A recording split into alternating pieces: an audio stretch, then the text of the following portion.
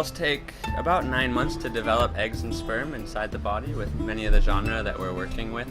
And so they'll only release those at one time during the year. And in order to be successful, each coral colony has to release those, what we call gametes, eggs and sperm, all at the exact same moment so that they'll be able to fertilize. When the diving team that actually observes setting, they will find that setting coral, and they'll come up to the surface and they'll signal to the boat. And on the boat we have a large team waiting. Then that team will jump into the water with a lot of butterfly nets and jars. And they'll get in and they'll wait by that coral which is set.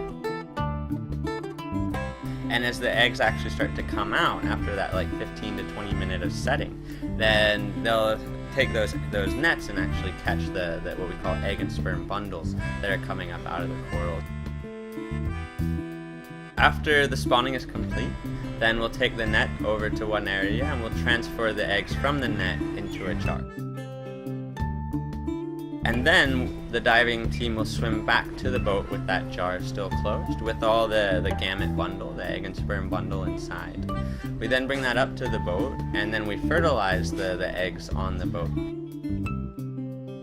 After they're fertilized, then we remove the fertilized eggs, which we now call embryos. We remove those from the fertilization buckets, and we transfer them to our culturing tanks. Over the course of several days, those embryos would develop.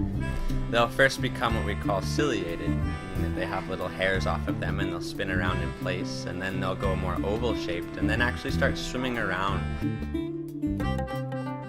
At that time, then we put our own artificial substrates inside. And we make what we call little coral mushrooms. And so we use candy molds. And then we'll put all those down on the bottom of the tank, and we'll kind of use some different chemical triggers to trick the coral larvae into settling down onto those concrete pieces. Half of the concrete mushrooms then with the recruits on them will actually move out to our mid-water coral nurseries out in the ocean.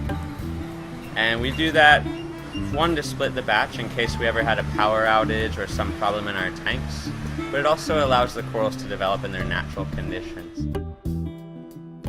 There's scientific papers which will debate one or the other, either culturing them in the tanks or putting them in the ocean, so we just kind of do both. And we find that in the ocean we get a little bit lower survival because we have predation and we have herbivores like the parrotfishes, and the sea urchins will be grazing on the seaweed or the filamentous algae, and they'll also inadvertently remove some of the coral recruits. But in the ocean we get faster growth rates of the coral. How long the mushroom stays on the nursery really depends on the species that we're working with. With fast-growing species, like the branching corals, then we can leave it on there for a period of 1 to 2 years, at which time it's quite mature, and we can actually move it out into the reef. With the species that we've had success with over the last several years, has been a very slow-growing coral species. It's a very resilient, good reef builder, but it only grows about 1 centimeter per year. So this coral that's just 4 years old now, from our project in 2010, now is about the size of a baseball or an apple, and it's about ready to move out onto either the artificial reef or out to the natural reefs. We use our coral nurseries for different things. Coral nurseries are a way to rehabilitate broken, damaged, or dying corals, but it's also a way that we can produce a feedstock of corals that we can use in our restoration efforts. Then we can take corals from the nursery and move them right onto that structure, the non-living structure, the rocks or the rubble or the dead coral skeleton. In some areas though, where areas become disturbed or we have different problems, mostly stemming from humans or big storms, things like that, then we can not only lose the corals themselves, the living corals, but we also lose the skeleton. In those areas, we don't actually have structure of the reef on which to place the corals from the nursery. So in those areas then we have to create artificial reefs, and we use metal, concrete, and other ways to create artificial structure which we can then take corals from our nursery and fill up onto these artificial reefs, and with only a very short period of time of a couple of years, then those artificial reefs look exactly like a natural reef, and many people diving there don't even realize that it's an artificial reef. Coral reef scientists are not the most optimistic people. Coral reefs all over the world are really being destroyed at the alarming rate. Coral reefs are the planet's most damaged, one of the most damaged, but definitely the most threatened ecosystems.